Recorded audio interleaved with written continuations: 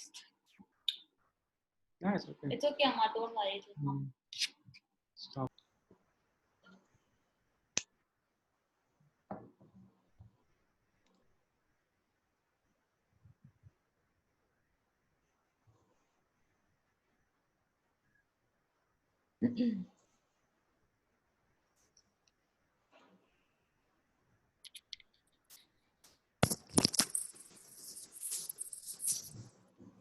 Hope everybody's home, safe. The lockdown is actually an interesting eye-opener to most of us. It's good to see you, Anuja. Yes, Kavita. How are you doing? I'm good. How are you? I'm good. I think it's just Saturday evening. People are Yes. taking time to True, true. find the link and log in. That generally happens. Yeah. I'm not too sure if we should give some more time. It's actually 5 minutes. We should probably start. Because I remember, Pavitra, you said there were 65, right? Some Yeah. 62. 23 logged in.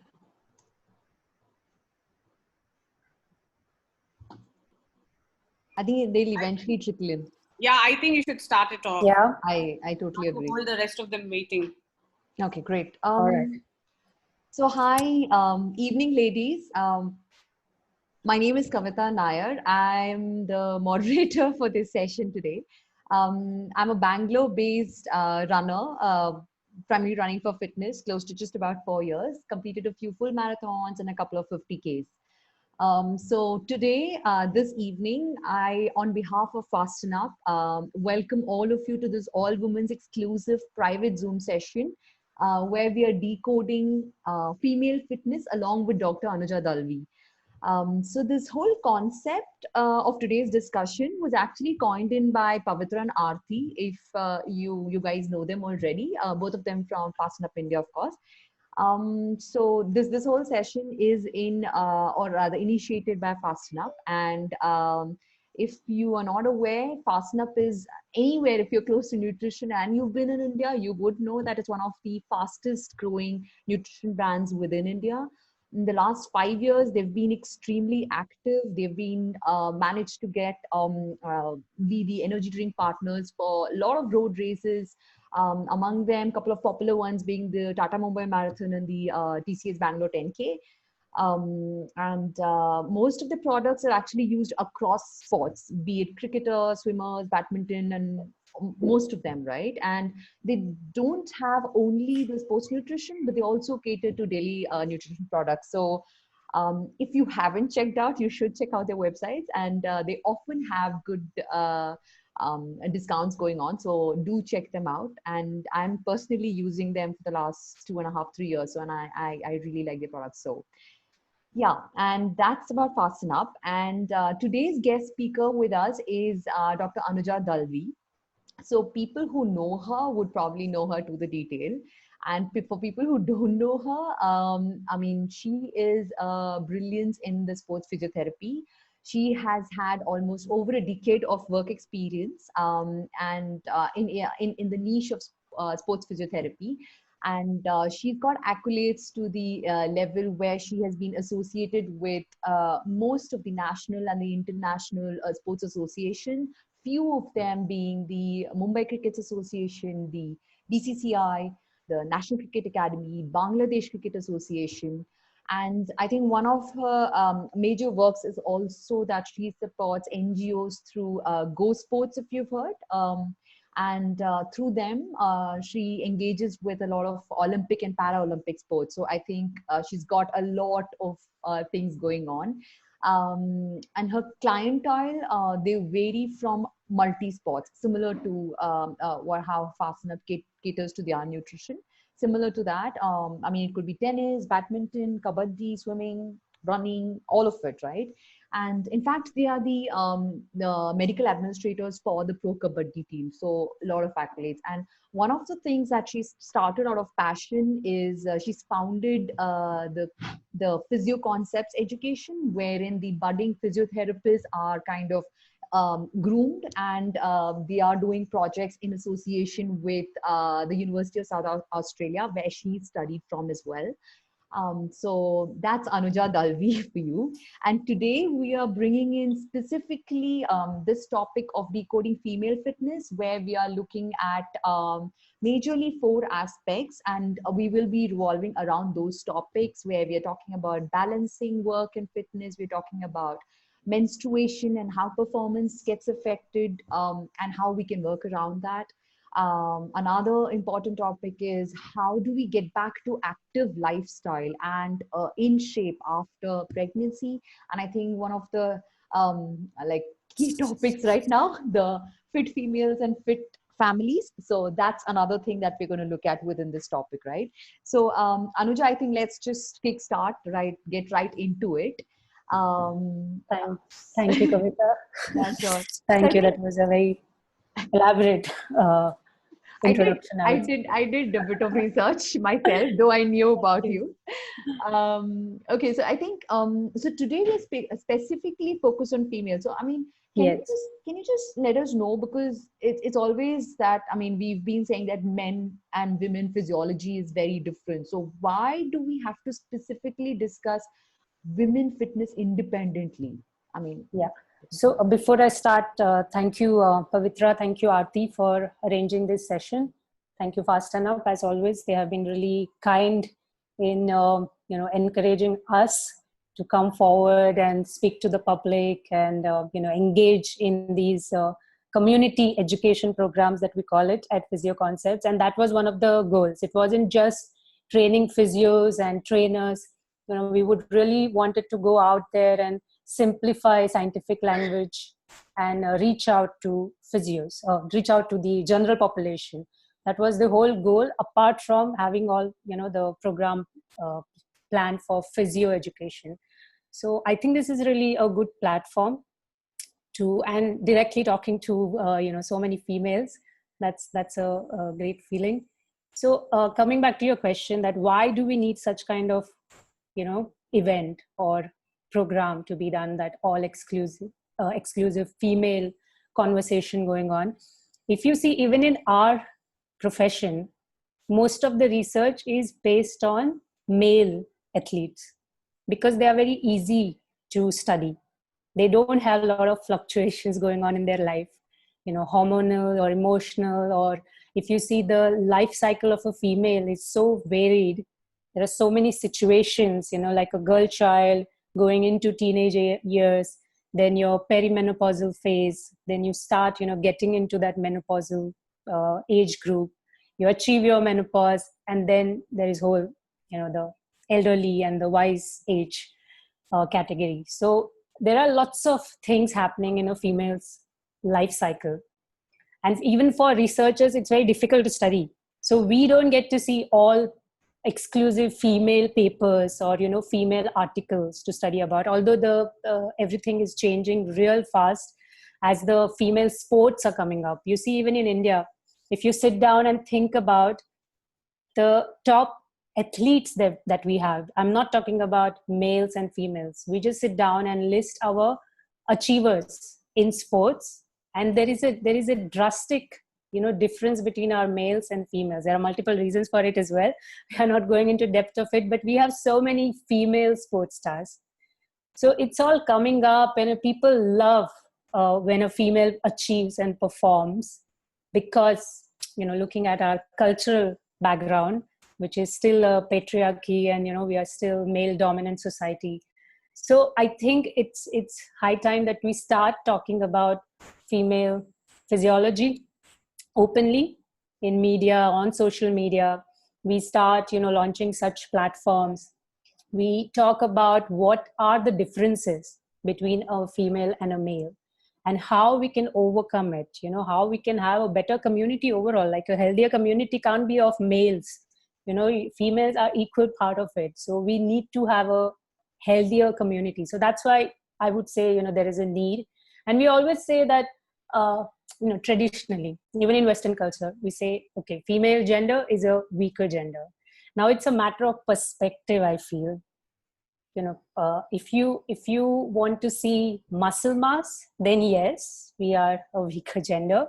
But if you want to see that how a human body can, sort of face so many hormonal changes in a life cycle, come over it, so many emotional turbulences happening owing to those hormonal changes, of course, that's how we are made. And then if you think, imagine if men start getting periods, 5 days a month. Imagine what would they do with their testosterone. There would be like fights happening on every corner and in every offices probably. So if you see the perspective, I would say female gender is a much stronger gender, physiologically as well. Not looking just at the bone strength and the muscle strength. If you keep those two factors aside, we are probably the stronger gender, I would say.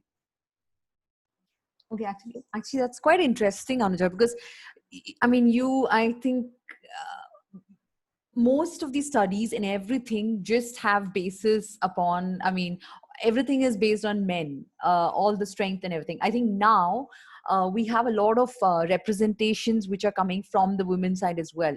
I'm more into running, so I know that. Fasten Up has so many women ambassadors.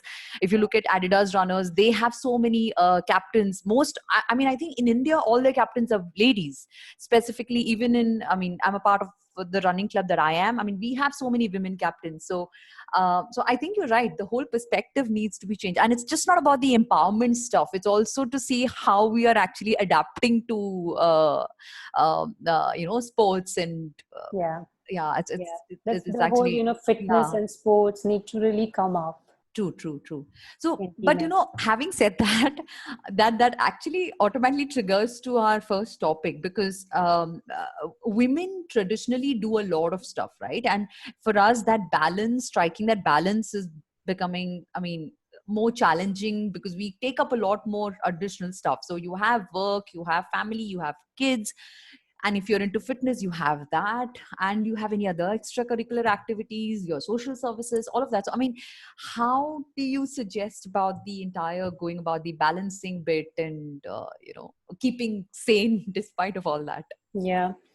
I think that's a very crucial, sort of question, like considering today's topic, that we are thinking about, okay, how females can be fitter. We're thinking about decoding female fitness, understanding physiology. But the first question we have to ask all our female friends who have, taken out time and joined on Sunday evening, how much time do you all have? Isn't it? That's a very important question. I think most of us are overscheduled and overexhausted. Not just females, males as well. As a society, I think we are overscheduled, overexhausted, really busy, in achieving career goals. Along with that, we are trying to balance the families. So family commitments, family engagements. And then suddenly you realize that, okay, I have to maintain my fitness as well. So what do I do about it? I think that's somewhere that realization happened. If you haven't been a sporty child in your early days and in teenage days, then, like life passes, okay, you are studying, then suddenly you reach 30s and you start thinking, okay, I need to get into fitness activities now. That sort of a cycle happens with most of the females. Or maybe before pregnancy, they are thinking about getting into female fitness, or after pregnancy, they want to now get into shape, and that's how the thinking starts. So whatever the reason may be, everybody has their own reason, to come into fitness world. I want to tell you all that you really need to set your goals properly. And for that, you can meet an expert. It's not that you just have to sit down with your friends and discuss that what kind of fitness activity should I take up. You can actually visit a physio. You can visit a good fitness trainer, maybe in the gym, or, somebody who is known, or there are so many online stuff going on. People are doing online consultations. You can sit down with them, decide what is that I want to achieve. So your goal has to be really clear. the whole mindset change has to be there, not just from your side, from your family side as well. I would really say this is true for people like females who have kids. Their husbands are full-time into jobs or business. They are working. They might have in-laws at home, like a joint family or extended family. And then this whole, sort of fitness regime sometimes becomes really difficult, isn't it? So you need to prioritize, you need to understand your family commitments first, and then how much time do you have to do your fitness. So, you can't be dreamy about it. Like, you have to be very realistic, and don't come under peer pressure is another very important thing that happens like so rampantly. People are under so much of peer pressure and social pressure around them that they start doing fitness things. You need to understand what is available around you. So running is nowadays, we see, commonest, most popular activity that people take up. I always ask people, is your body ready for running? You have to sit down again, think about it. So there are too many things, which a person has to think before starting their fitness regime. But I would like to share my screen. Pavitra, my screen share is disabled. I will. Can you make my host? Yeah. Co-host. So I want to tell you all that fitness is not just starting with one activity or, spending half an hour, 40 minutes doing something physical.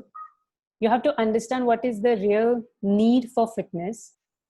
Is that share screen on? Yeah. Sorry. Thanks for sharing. I just had put up some pictures. So I'll be in between, I'll share my screen. So can you see this pie chart? There is muscular strength, there is muscular endurance, flexibility, and cardiovascular endurance. So let's simplify this. There can be endurance, there can be strength, flexibility. You remember when you do your blood checkups and then the doctor tells you that this cholesterol is high and that cholesterol is low, and your HbA1c is, sort of on the border level, and your fats are, in this category, or your liver function is this. So internally, how fit you are, that also becomes, one of the fitness things. So what I want to tell you here is, just taking up one thing need not be your fitness regime. You can always explore, like how we tell our kids that why don't you go out and start taking 2 to 3 activities first initially, to understand what is your liking, what is that brings you harmony, brings you pleasure. Understand that, and then start exploring that activity if you are trying to take up fitness newly. And when we are thinking about that, again, let's take example of running. Running is a repetitive activity, right? You keep on doing the same movement again and again over a very long distance. That is your long distance running. But there can be option of short distance running as well, right? If your body is not, suitable for running, you are getting injured, you have a lot of soreness. So then maybe you have to explore that. I don't have that much time somebody would say, I don't have that much time to dedicate for long distance running. So why don't you consider like 2 to 3K, probably up to 5K, and then doing your gym exercises post that thrice a week. That can be your fitness regime. If you just don't have time to go to gym and there is no gym nearby, you can do your body weight training in the house itself. That can be your fitness regime. Okay, you don't like all these things. You think your body is not suitable, not there, up to the mark, that you would start something intense. You start doing yoga. Maybe start doing some more vigorous yoga like Ashtanga yoga or Power yoga, depending on your needs and depending what is your basis. So understanding all these requires time, first of all, a little bit of trial and error. Second thing, expert opinion can really matter and can really make a huge difference, because they already know how much time is needed for what kind of activity and how much it is going to load your body. So they can guess your body type, judge your, they can form a baseline for you, and they can advise the exercise regime for you. So that can be really crucial, I would say, because people keep thinking, what can I do? What can I start? My friend is running, let me join the running club. No, my friend is doing swimming, I think I will like swimming. Okay, there is a yoga class nearby, why don't I go to yoga? Or Zumba is so popular in females. Dance classes, things like that. I think we really need to take it scientifically. If you're going to take some kind of supplement or medicine, wouldn't you go and ask your doctor, what kind of supplement can I take for this problem? Or what kind of medicine should I take? Why don't we have a routine of, going to a physio or a good fitness trainer and asking them about their opinion when we are starting fitness sessions? So I would say that can be the key. And then you'll be surprised that the experts can come up with a strategy for your life, considering your social life, considering your work life. And then finding that balance can be really, really useful. Yeah. Okay. I think, yeah. I mean, I don't think most of us who get into fitness really think of that. We probably need to consult somebody, look at what our body type is, and then, start one particular form of fitness. It's just the fad we get into. I remember that's how I started running after I moved to Bangalore. So everybody is running. I mean, all the kids, exactly. and all the elders. And I was like, chalo bhagte. The more it goes towards fad side of it, the sooner you might discontinue.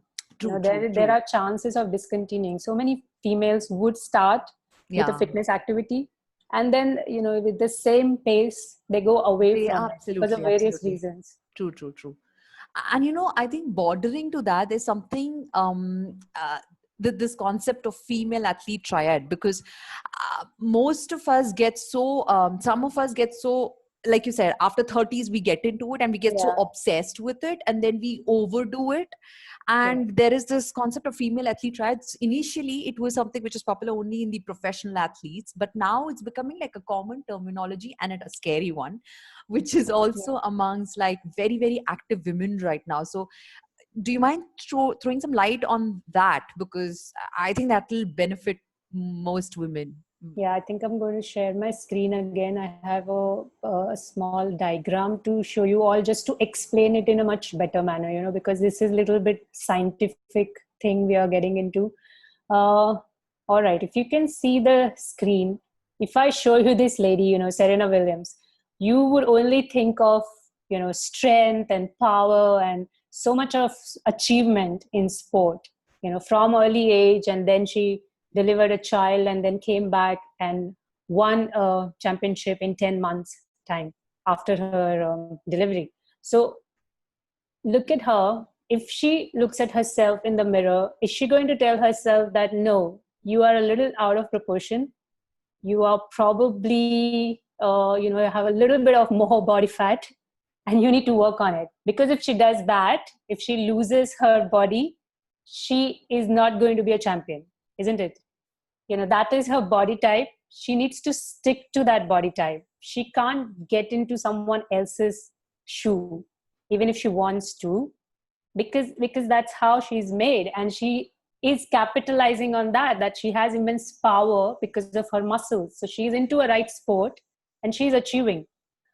This doesn't happen with many kids as well, like many female children at their age, the teenagers especially, if they are going into sports, their whole motive is, I want to become lean and slim.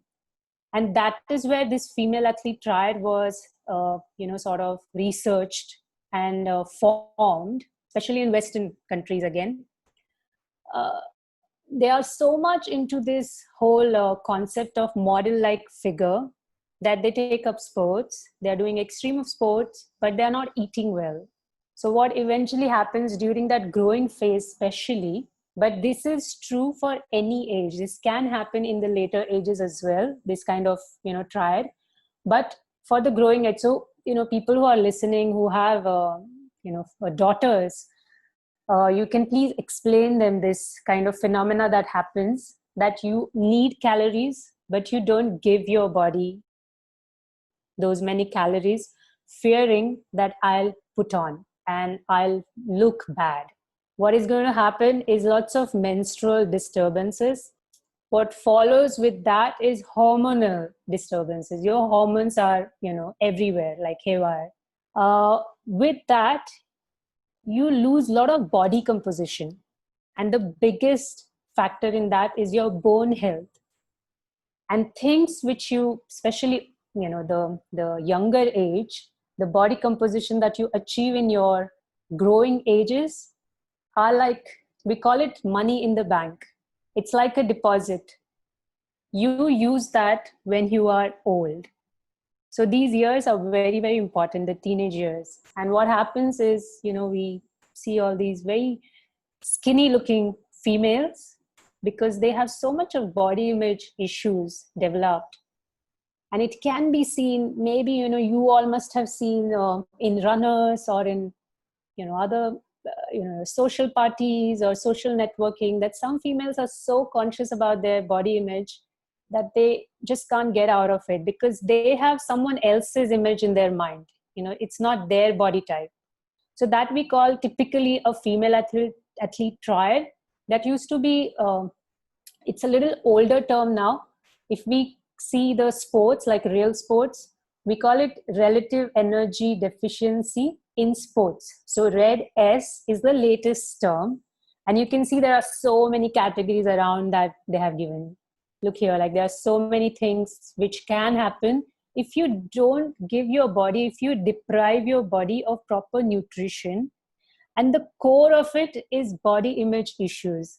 So as a female community, it's very important that we encourage each other not to think that you look odd or you can look better, because that's not fitness. I already showed you your body composition, your different parameters, like how flexible you are, how much stamina do you have, how much strength do you have, are all fitness parameters. So, and you have to stand, you have to prove on those different parameters. It's not about how you look, like what is your size? Is it 6 or 8 or 12? That doesn't mean that you are fit. So I think the mothers who are listening this, please explain your daughters as they grow, and their mindset will change. And around us also, we really need to educate people around us that female need not be just size 10. Yeah, great. I think in general, we have so much of body shaming aspects that keeps going on. So you're absolutely right. I mean, I have so many of my friends' daughters who are in that age, and they are just so obsessed about having the flat tummy and growing thin and looking tall, not necessarily being tall. So anything that makes them look tall. Yeah. Heels It's all the media and movies, Absolutely. So it's just the wrong image. What people wanted to sell to the community. And of course, and that targeting the makes males. So less they eat, and it's just I mean, that's the age when you eat the most and you have the highest metabolism, actually. And you really need it. Absolutely. You really that need helps it. you, like you said, money bank. That's when it helps you grow. So, on that topic, I mean, we had a question from a young athlete, Sharanya, currently in Hyderabad. So she has this question that she's an active athlete. So do you think sports, when young female athletes are doing a lot of sports, do you think that delays attaining puberty? I mean, despite of absolute healthy eating, barely any junk food, is it a factor to have periods a little delayed? Yeah, there She's is. about 13 years old right now, so that's the question. That's a very good question. So there is a little bit of science behind it, that it can be delayed. But now, considering Sharanya is just 13, this is not delayed. She is still in that category where actually the optimal age to achieve a menarche, we call it menarche, the onset of periods, to achieve menarche is up to 16. So you're still not late. But maybe there can be a concern that girls around her must have achieved a menarche, they must have, started getting their periods. And maybe that can be one of the things why, she's conscious that probably her friends have started getting it, and why am I not getting? And is it that me doing sports has a reason for it? Okay, as I said, yes, there can be a component, because I already said the female athlete triad. It's the calorie input that you give to your body, how healthy and nourished your body is, and then your brain decides that, okay, now this is the time to start, the menstrual cycle, because it understands that the female has achieved certain nourishment level, and that's when we start. That's where the brain gives away the signal. So the hormones are not just in your uterus and ovaries, they are in your brain as well. So that's how generally it starts. Now, what I want to tell, if there are young girls who are listening to this, or Sharanya, if you are listening to this, what happens is, or what has happened, if we look at the past, generally the female child used to achieve menarche around 14 to 16 years of age, between these age group. But now, with the modern lifestyle, it's coming, let's say, around 10, 12 years of age. It's getting, we are seeing it earlier in a female's life cycle. Now, there are two aspects to it. One part of, research groups say is good. The second part says, no, it is not good. I think I believe the second part. I would still stick to that age group, which is 14 to 16 years of age, because you are emotionally also very mature to handle yourself. And getting menarche during this phase has shown to give actually more strength to your bone. A kind of strength. There are different types of strength to bone. There are different, aspects of bone health. But it is kind of shown that your athletic performance actually can be better if you achieve menarche in the later stages of the age period that is given. It's not said, okay, you have to get it at 12 years of age or at 13 years of age. It's from 10 years to 16 years. It's a wide range, isn't it? From 10 to 16 is what we call normal now. But ideally, if you go back, let's say, think about 1940s, 1930s, the regular menarche age was around 14 to 16. So I think you're very well in that category. And I think it's good. I think you will develop your body strength, your bone strength, because after you start getting that, estrogen is the hormone, we call it. With that, you start getting your menstrual flow. There are certain disadvantages if estrogen kicks in your body earlier in your life, like if you're 10 and 12 years of age. Why we are, by the way, seeing this kind of trend is there are many theories that why females are getting menarche in early years. The first major theory is the lifestyle and the food habits that all the kids have nowadays. They are eating lots of processed food, a lot of processed food. Also, as what your mother fed you in your early days, like was it her mother's milk, or was it artificial milk? Milk has a lot of hormones too. There are a lot of theories why the age of menarche is going lower and lower side. But I would say it's good to still achieve it in a later phase of it, which is around 14 to 16. I think, Anuja, even I'm of the old school when I believe that, because as it is, we have limited number of eggs, so might as well have it delayed, so then chances of conceiving later in the age are more. Okay, that's. I mean, that's thought about that. No, that's my theory. So I've always liked when. Nice, yeah. Okay. So I think, this is like a good transition to our next topic, actually. So we have, in fact, a lot of questions around that. So maybe you anyways cover it. So, as we talk about menstruation, that's something that is very critical in sports, right? Especially for women. Yeah. We fluctuate. We have problems, we get rashes when we use pads, and a lot of things around it. So energy levels and all of that. So what's your take on the whole menstruation and fitness and well, I have specific questions from our the people who are attending, but in general, if you just want to give an intro and then we can dive into the questions. Yeah, I think again that's a very, very important topic, and no one talks about it really. Like, I have seen the highest level of sports, especially cricket, since last 10 years, and I haven't seen male coaches or male trainers generally who are the support staff for female teams. We don't talk about it so openly, which we should. In fact, me and one of my psychologist friends, we are trying to come up with certain, survey research topics and database, data collection we would do eventually, is what we want to understand whether the female athletes are ready to talk about it now, maybe media or maybe with their coaches and trainers, and how we can facilitate that kind of conversation. So we are working on it. The work, you would be surprised, not even done in Western countries that much. People think there is no need to talk about this. I think that kind of, sort of a behavior that we have observed. But there is more and more research, especially in last 2 years. There's tremendous work that has gone, behind this topic, that how menstruation affects female athletes' performance. And I'm sure it's not about the elite athletes. It's all about, you all as well, who are athletes in their own sense. You are handling your work life and family and still giving attention to your fitness, which is not just superficial.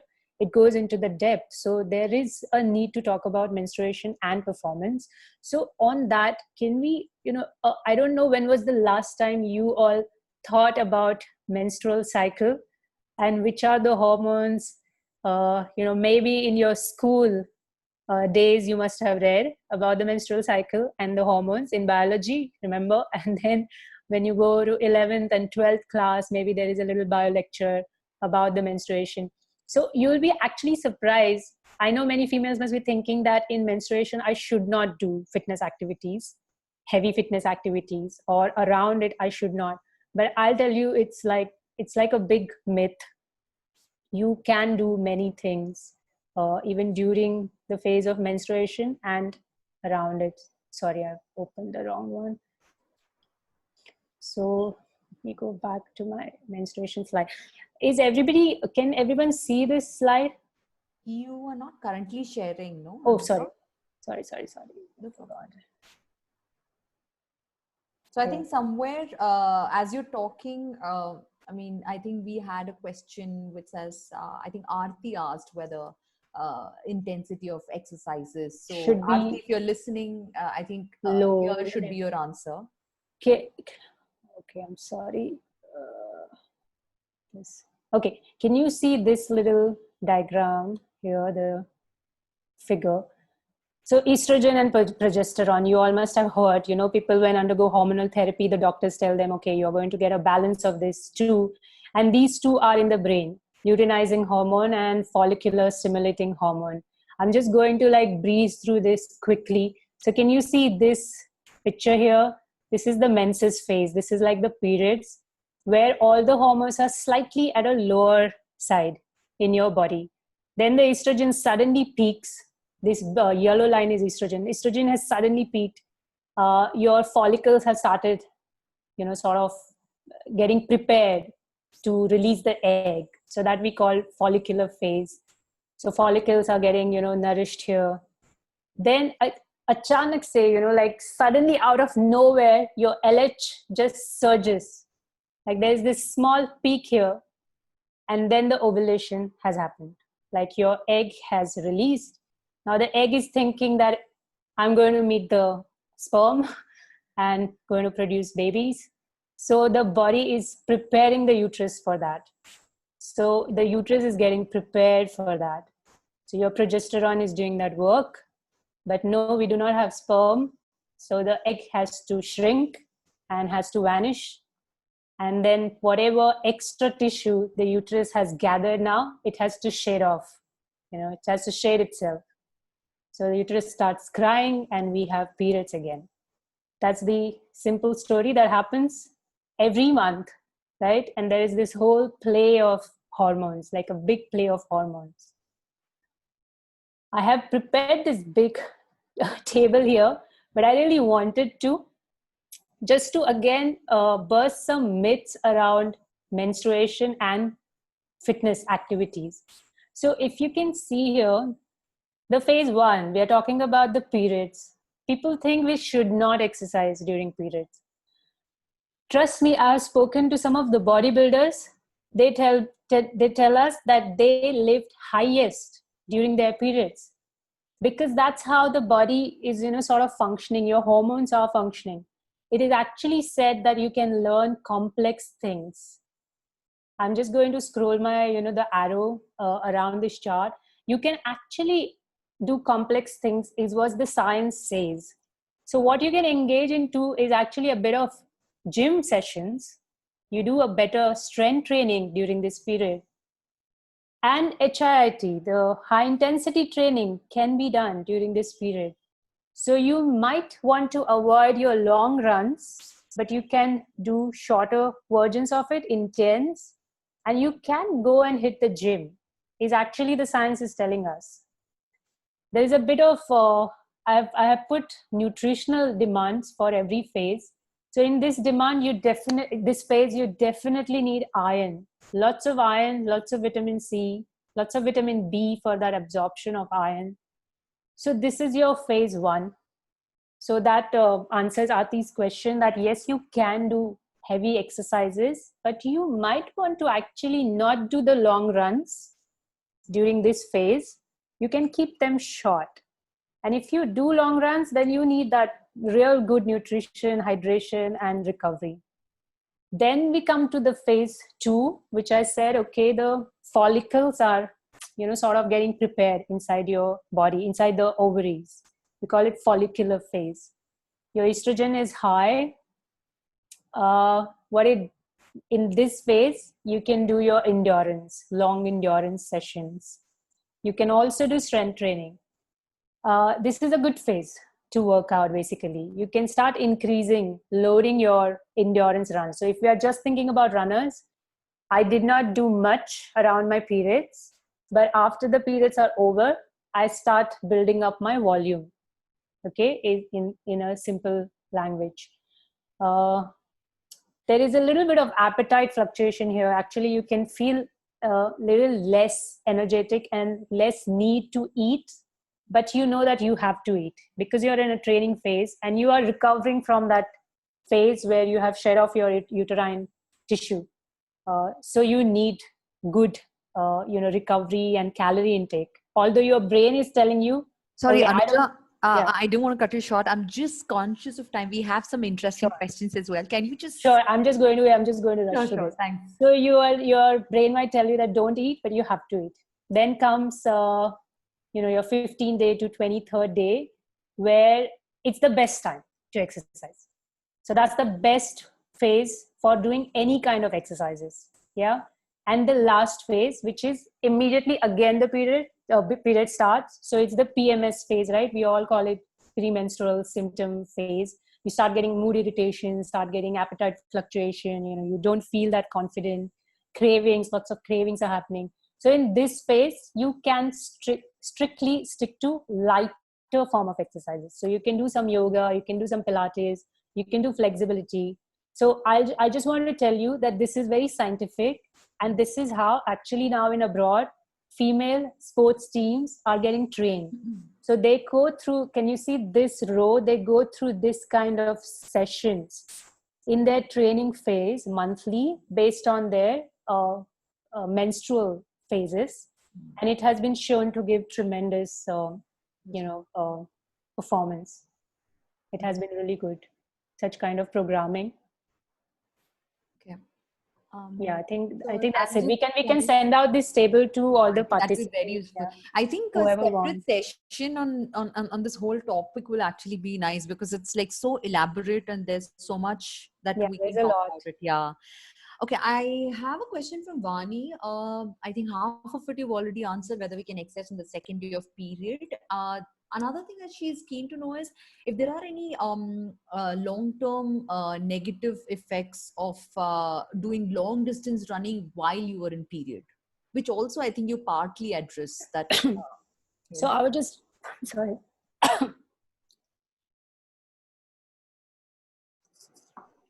So the thing we all have to remember, I said you can do strenuous activities, but then you have to really take care that have you done your recovery? Have you done your nutritional recovery? Have you done your sleep recovery? Because all these things are kind of disturbed because of our beliefs that we have, that during menstrual phase, you get very irritable, and you don't get good sleep because of various reasons, not naturally. It's actually not happening physiologically. It's because of the bleeding that you feel very uncomfortable. If you take care of that, I think you'll be fine. And the cramping that happens, around that time because of the vessel blockage, the cramping that happens, if we can take care of that. So if we can prepare better going into our periods, you know what I mean? That's why that phase 4 is very important. Like if you're doing your yoga, meditation, flexibility exercises, your period pains, cramping would be much less. And in the long term, there are no side effects. If you have taken care of your nutritional recovery and hydration recovery, I would again say that that's really important. Okay. We covered Aarti's question. Just quickly moving to Anjali Sarogi's question, where she talks about actually perimenopausal phase where, especially for long distance runners, how does training and hormonal imbalances come to play? Perimenopausal is essentially for people who don't know, it's the transition phase when you're moving from having periods to not having periods. That could range from like days to years for people. But it can be a very, very long phase. So she wants to know what you're running during this phase. So for long distance runners, because I think she does, she's like a ultra athlete. So for somebody like her, how do you manage the hormonal imbalances, the training and all that during that perimenopausal phase? So I think you need not be too cautious. You have to go through the flow. As you said, it's not a month or days. It's like a very, again, wide range of years that we are talking about. It can happen, like a menopause can happen for some females in their 40s, for some females in their 50s. So it's a wide range. What I would tell her, you need not worry about hormonal imbalances. If you can, pace out your trainings properly. So we have to go back to injury management, kind of concepts here. You have to take care of your nutrition, hydration, your bone strength. So keep doing blood checkups. I would say every 3rd month or every 6 months, if 3rd month is too early. Every 6 months, you must undergo a good body composition testing. So you would know that inside, internally, am I seeing some changes? Because that's important for a female. It is not too expensive. Getting a DEXA scan done probably once every year can be a good idea for, if she is into ultramarathons, because she would know if am I suffering from any kind of bone mineral density issues, which might give me, knee pains or back pains or, that kind of spectrum. If you're thinking about degenerative changes happening because of repetitive activity. But most of the time in healthy age group, repetitive activity will only give you micro traumas around soft tissues and not the bone tissues.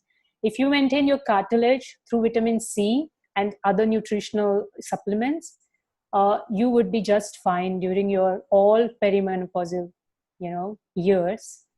And then there would come a point where you will start realizing that you're getting into menopausal years, like getting really closer to it. Mm-hmm. That is the time then you need to sit down with your doctor or maybe your physio and then start planning around it, like how you can maintain your health around that. We'll only tell you when you go closer to that phase, depending on your body composition. Again, I'm saying you can always do a hormonal check as well. A hormone testing can also be done where if you are into strenuous sports and you're going closer to menopausal years. I kind of think she had another question, but I kind of think you answered it. She did ask, Anjali is also asking about how do we maintain optimal bone strength? Bone strength, okay, yeah. So you spoke about the it's bone for a female.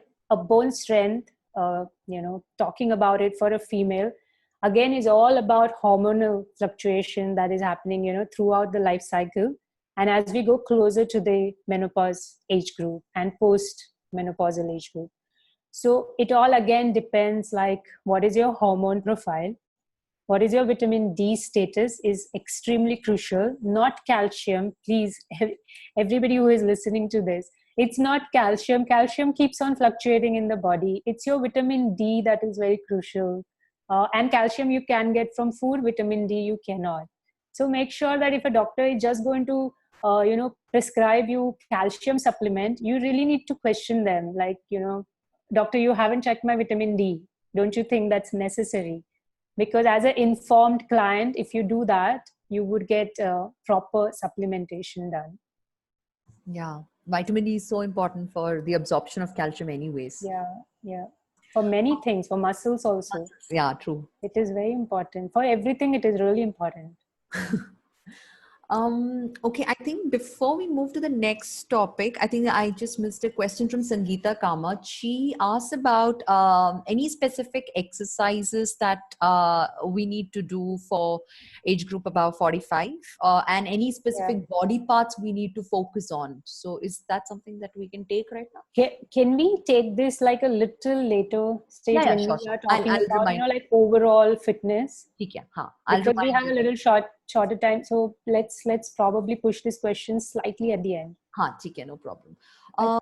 So I think then, I think the next question that I had was our favorite one. So in India, not in India, usually women tend to lose their shape during pregnancy, and that's more so in India than in Western countries. So any specific tips or anything that we need to do as pregnant women, what to eat, how much to eat, what to watch, how soon can you get back to being fit and start that activity? So anything that you want to quickly tip us on? Yes. So I think one thing it's my favorite, I always tell this to my clients, that imagine when you are pregnant, everybody around you is telling you have to eat for 2 people always.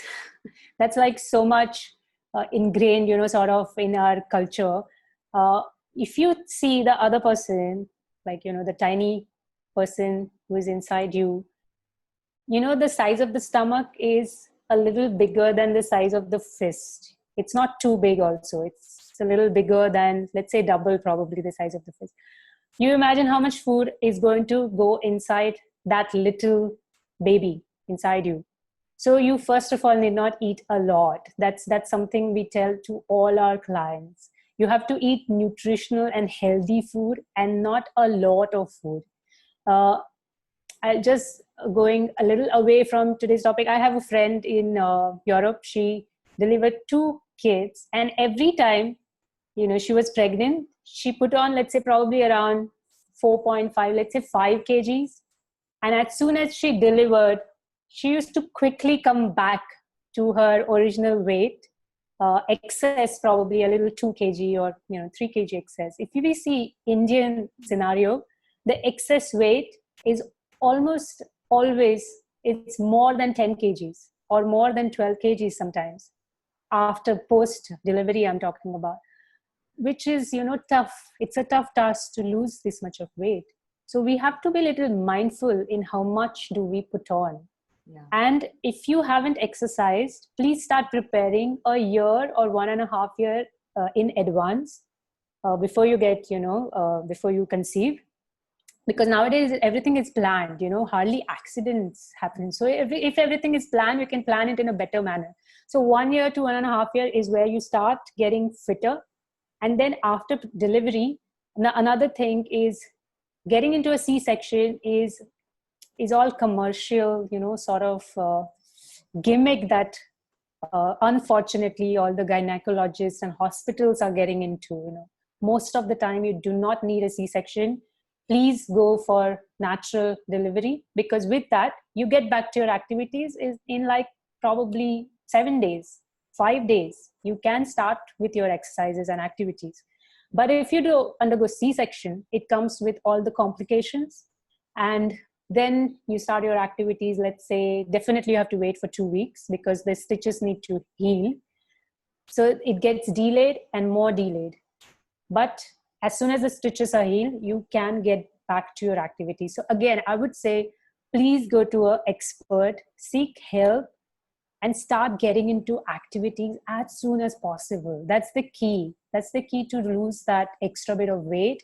And first thing is, be mindful not to put on, those many unnecessary, kgs.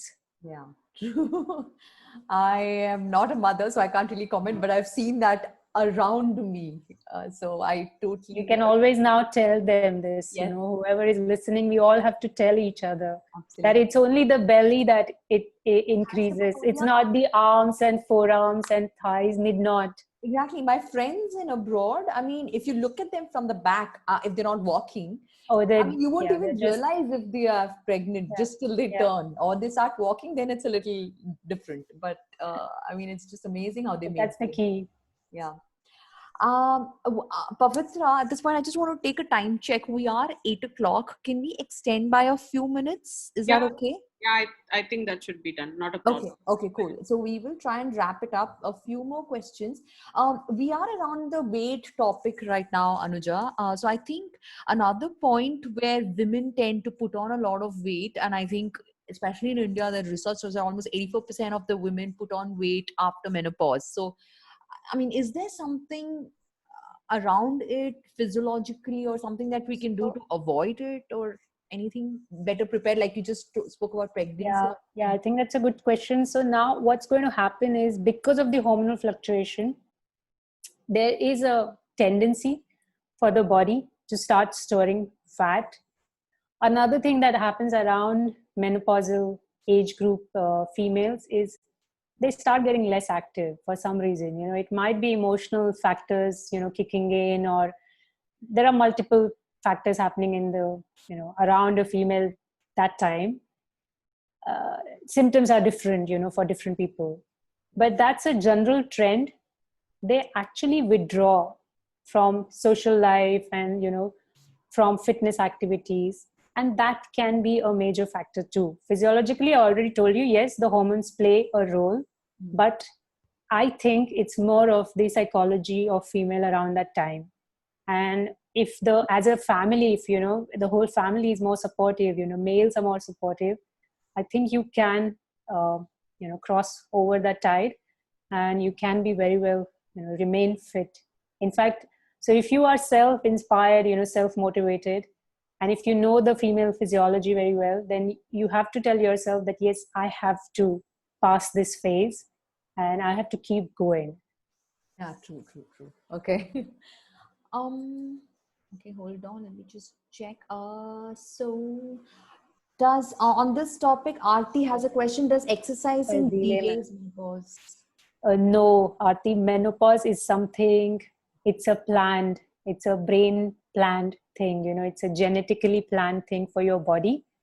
And that's one aspect. And second thing is, again, the whole life cycle, what all things you have done in your life cycle also matter. But exercise cannot delay your menopause. I can tell you that for sure. Like how we were talking about menarche, exercise will never delay menopause. Okay. There's a last topic that we need to touch upon. But before that, I think I just missed two questions. One is from Anjali when we spoke about the earlier bone density and vitamin D. So she asks, what are the recommended? Yeah. Anjali, so you must have seen your blood reports. They say that 30, below 30 is where you're deficient, and about 30 you're good. Anjali is the same female we are talking about, that she does ultra marathons, Yes. right? Yes. Anjali, for you, I would tell you that don't stick to number 30. If you are into ultra marathons, you need to stick to 40 to 60. Your vitamin D needs to be that high because you are in a high impact sport. You are in a high demand category. So if you are an elite athlete, or if you are, on the path of becoming an elite athlete, your vitamin D needs to be 40 to 60. So you can stick to that range. I think also Anuja, she was the one who also asked about the perimenopausal question. So I think she's also referring to that phase. Probably she Yeah, asked so at same. that stage. That would be the same for her. 40 to 60 should be her vitamin D levels. Okay. So if somebody tells you you have got 30, don't supplement. No, you need to supplement yourself. It's just that you cannot cross 80 to 100 because then vitamin D becomes toxic in the body for the body. So your range should be 40 to 60. Okay, and we had a question from Shivangi about ways to maintain bone strength and prevent cartilage degeneration and osteoporosis. Okay, so I would say more than the bone strength, cartilage is the key. Cartilage is the key tissue which can set off degenerative changes if it is damaged in early years, especially. So all the females, make sure you have vitamin C in your diet. Vitamin C is the key for cartilage uh, regeneration and maintaining cartilage tissue. It's not calcium, it's not D, vitamin D. It's not that you have to go to doctors and take injections in your joint of cartilage tissue, the artificial cartilage tissue. It's vitamin C is the key. Please have good source. Fast Enough also has, I guess, vitamin C supplement. You need to have a good vitamin C supplement daily in your routine, Right. and your joints will bless you. So we are hearing vitamin C, calcium, vitamin D. These are the common nutrients. I mean, of course, there are all the other micronutrients we need to focus on, but these are like, especially when we are into fitness and multi sports. Okay. Yes. Thanks, Anuja. Vaishnavi and Aarti, we've read your questions, but it's specific to the exercises. So we will take it at the end. We just have one more important topic that we need to cover. After that, we'll come back to it if we have time. I think even that Sangeeta's question, that what all activities we can do. If can I go back to that question, because I would like to show again, like a small chart to all the females, again telling that it's not just one activity, like not just running, not just yoga. People have notions in their head. Okay, females can do yoga, females can't do gym training, or females should go and start doing Zumba or dance classes. There are different categories. You need to understand that cardio can be impactful, it can be non-impactful, and non-impactful is really necessary to do once a week or so. You can start doing some stretching type of yoga or power yoga, which will go into a strength category. You can do your home body weight workouts, home workouts, or gym sessions. You can start playing sports. Why not? Females can go out, find a social circle where you can play recreational sports, especially like badminton and tennis, because when we are talking about postmenopausal or later age groups, we need you all to bear your body weight, please, because that is going to be the key how you're going to maintain your optimal bone strength into those later years of your life, because females are known to have more osteoporosis compared to males. So what happens is in males the hormones reduce very slowly. In females there's a big drop, and that's how we develop osteoporosis. So during those years it's important to do body weight exercises, not yoga. Yoga is not body weight exercise. Please remember that. Yoga is most of the yoga classes in India are just stretching. That's not body weight. You need to go beyond yoga. Thanks. And would that, I think there was another part to her question as well, Shivangi, where she mentioned about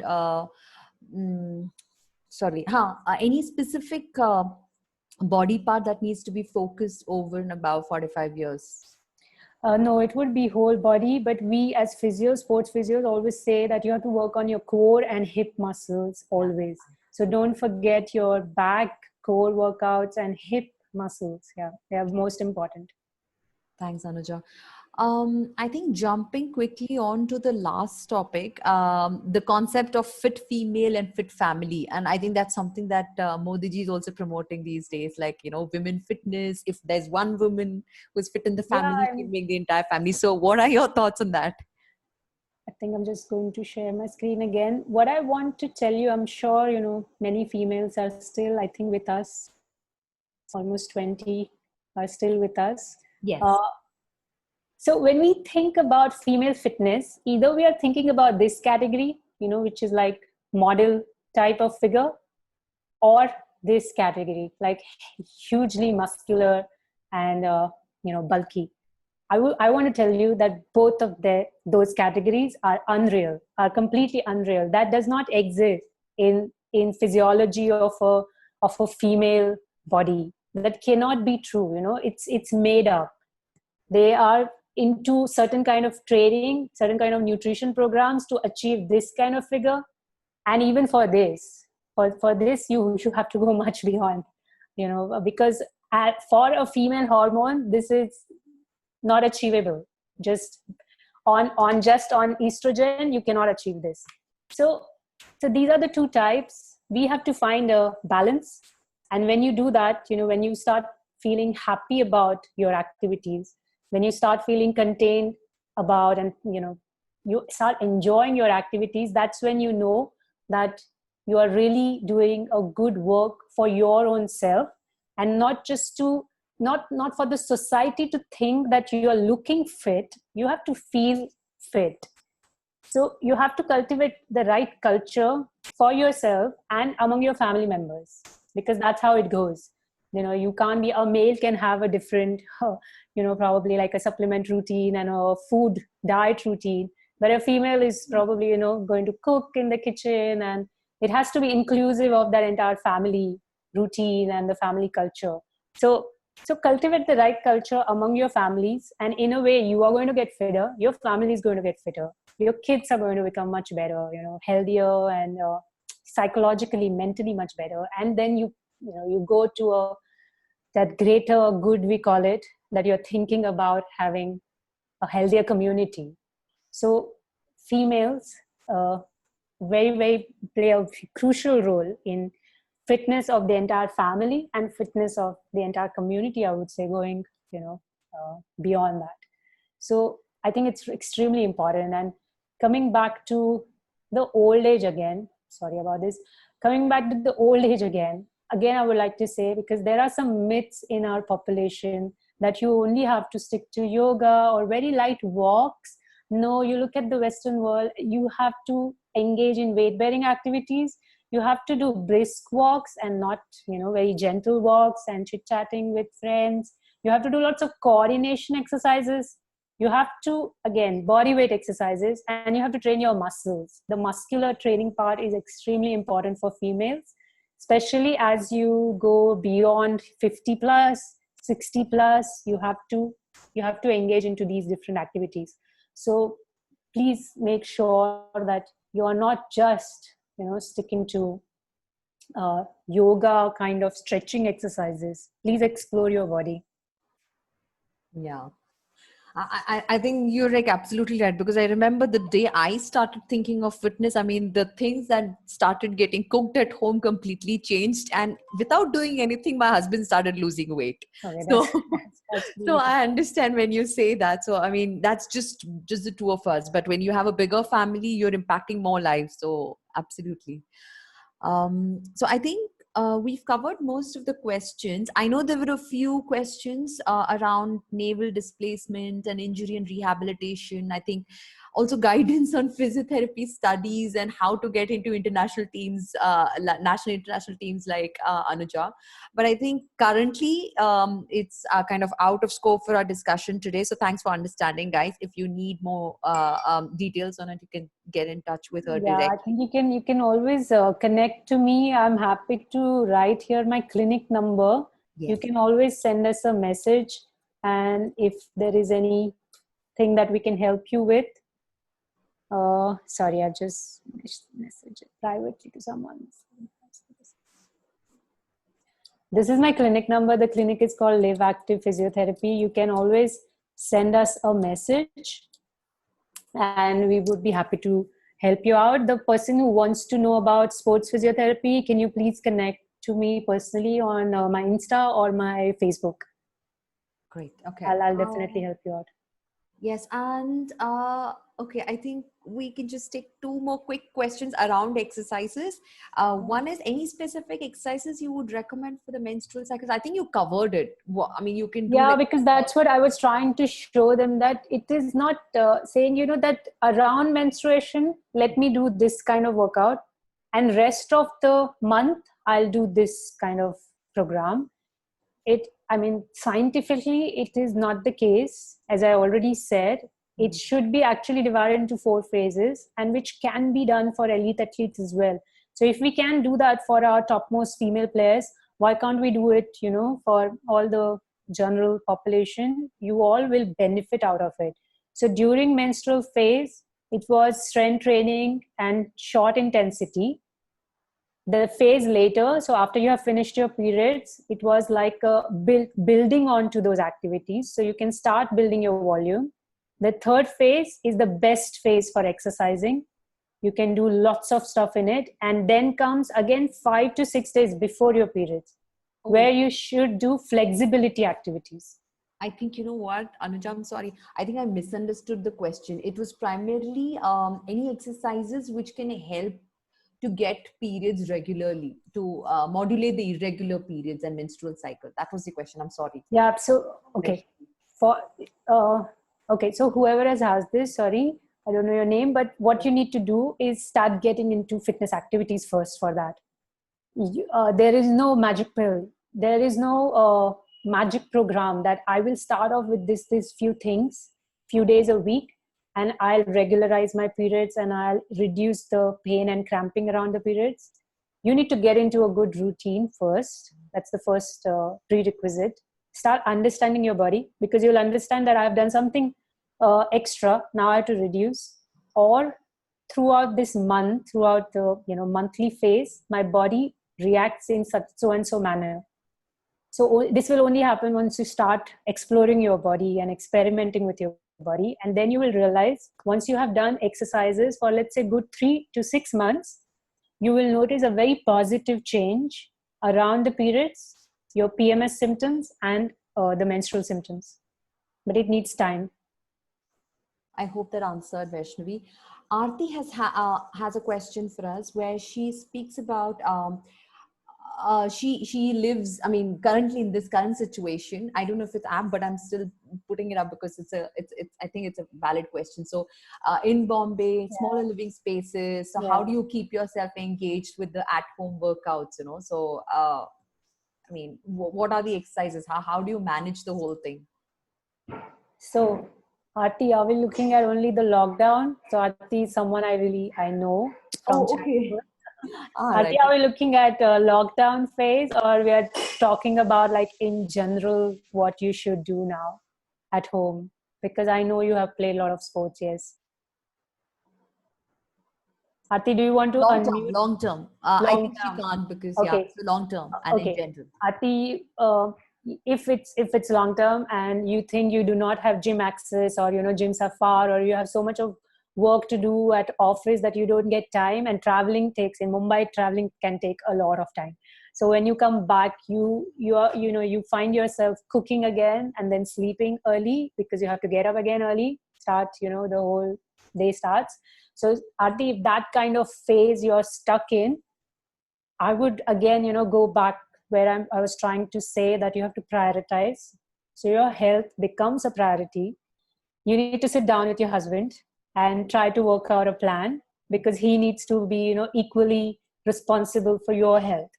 So you need to work out a plan, that who is going to do cleaning and who is going to do cooking. And that leaves you with a window of 40 minutes. Now, if everything is done and you have your window of 40 minutes, then you need to find yourself motivation back again and start doing some workouts at home. You can, of course, contact me anytime, and I can give you a list of things which can be done at home, where your home workout can be made interesting. Right now you must be thinking, okay, I only have certain things to do at home, like bodyweight program. So how am I going to make it interesting? There are loop exercises, the loop band, the TheraBand. There can be TRX. There can be the ab roll, that sort of small equipment. There can be push-up bars, foam roller. There are few things, easily available in the market. You just have to do a little bit of investment, but that it's going to going to save time to travel to a gym, and it's good for your fitness, of course. And I'm sure we can come up with a plan. You can use your building stairs to do your step up, sort of workout.